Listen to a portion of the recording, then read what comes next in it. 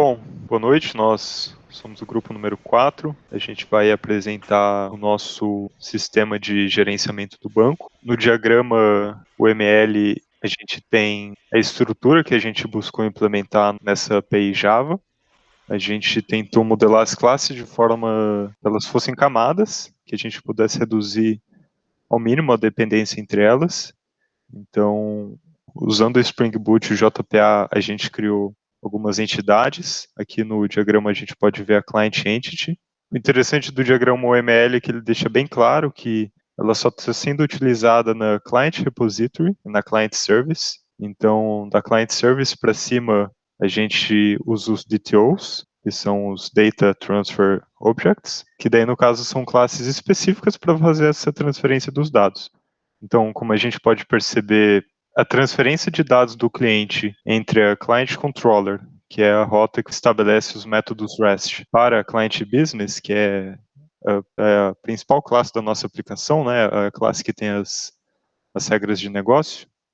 A transferência desses dados é feita via Inserting Client DTO e a Client DTO, de forma que uma é só para você inserir o cliente e outra é o cliente vindo do banco. E daí, para já não retornar esse DTO da rota da web, a gente tem a API Response DTO, que daí ela retorna um código do HTTP, né, seja 200 em caso de sucesso ou 500 para erro, e os dados em si. Então, aqui à esquerda, a gente pode ver que as pastinhas dentro de Source, elas buscam seguir aquela convenção do diagrama. Então, a gente tem uma pastinha só para o business, outra para os services, outra para o DTOs. A gente buscou espelhar a organização de pastas, né, dentro do projeto, a partir do diagrama, e principalmente, né, as classes, que são a implementação. Então, por exemplo, na Client Business, que é a primeira, a gente vai ter todos os métodos que estão descritos lá e com os mesmos parâmetros que estão no diagrama. Daí agora eu acho que é interessante a gente já ver uma demonstração da API funcionando em si, que daí o Felipe vai conduzir com o aplicativo Insomnia. Ele é um front-end muito simplificado para APIs REST, e agora o Bruno e o José vão apresentar as rotas. Bom, a gente integrou esse sistema com o banco.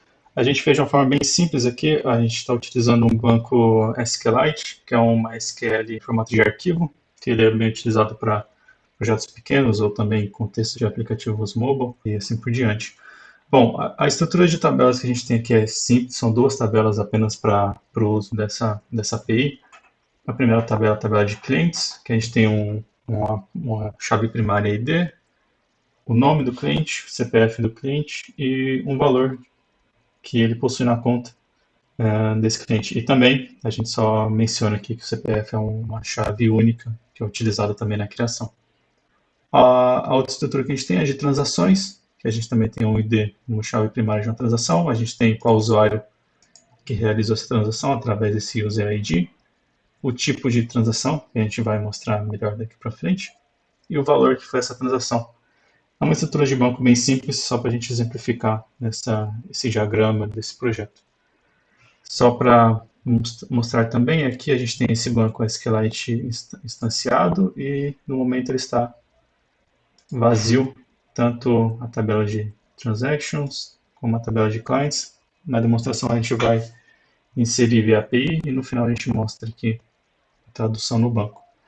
Agora o Bruno e o José vão seguir mostrando essa aplicação no funcionamento. Beleza.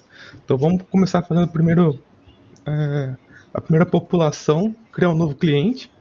A gente fez aqui o Orlando, colocou ali o CPF, e ali na direita você consegue ver que foi criado com ID1, o nome Orlando, o CPF que a gente colocou, e com um valor inicial de 1.000. Vamos criar um segundo agora, para a gente poder fazer uma transferência. Vamos colocar o nome da professora Vanessa, um CPF também fictício aí, e um valor inicial de 2.500.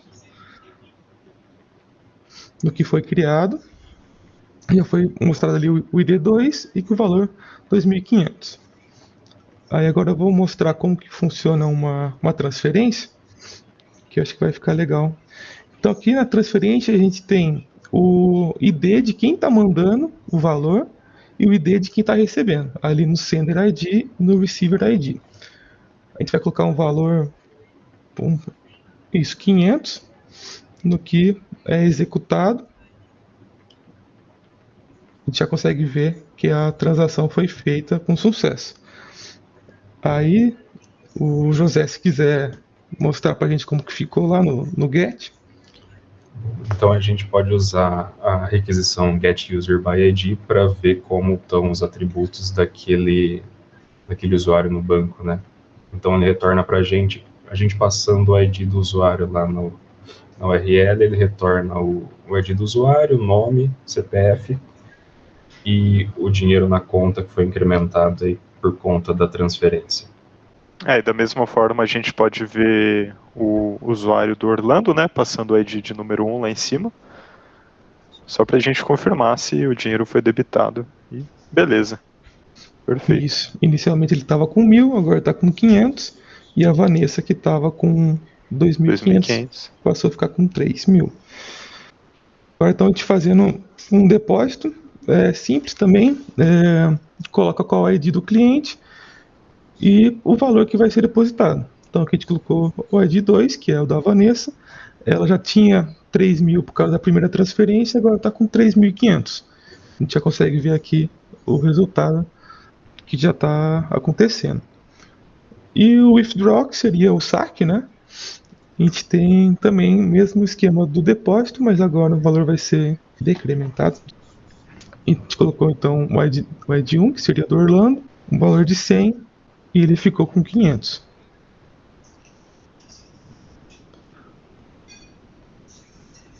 No caso ficou com 400, né? Tava devendo. Boa. Vale ressaltar também que todas essas retiradas e essas transferências passam por uma verificação para ver se o cliente tem de fato aquele dinheiro que está sendo transferido ou sacado, né? Nessa última função aí, getClientHistory, a gente consegue ver o histórico de transações passando o ID do cliente. Então, o cliente de ID 1 fez uma transferência do valor de R$500 e fez uma retirada do valor de R$100. Cliente 2 depositou R$500.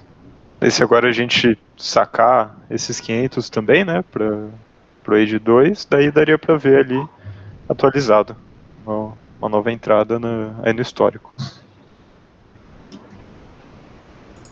E é isso, basicamente, fez um geral aqui do uso de cada API. Então, todas as ações aqui no banco eles conversam entre si. E só para finalizar, dando uma olhada novamente aqui no banco, só para garantir a integração.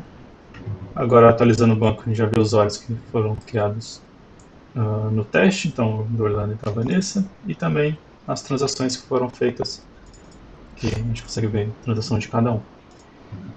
E é isso. É assim que fica o nosso projeto, um API Java ali com integração simples com o banco SQLite e que a gente roda tudo através de APIs. Valeu, gente. Valeu. Valeu.